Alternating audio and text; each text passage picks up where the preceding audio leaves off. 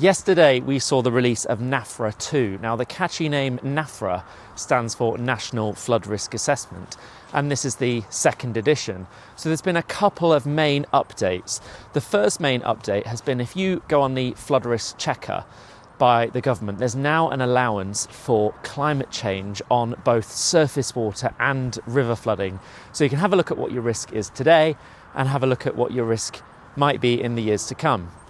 The second main update, and very welcome, is that the flood risk maps for river flooding now give an indication of what the depths might be in different flood scenarios at a location.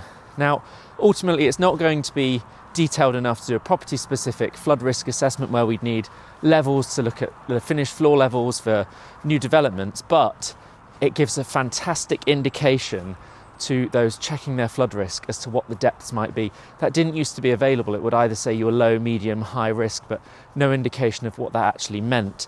So if you're looking at moving, you can see actually, well, the depth might be half a metre, it might be a metre, and that can make a huge difference as to your plan and how you live in a property, whether it's actually raising things or looking at a level that might be defendable. So it's a welcome change. Later in the spring, we're also seeing an update to the flood risk map for planning. Now, what we're expecting there is the flood risk map for planning to also take account for surface water, which it hasn't done. And although a flood risk assessment for planning would look at surface water, the actual maps haven't been showing it. So that will be a very welcome change. Ultimately, it doesn't matter how a property floods necessarily.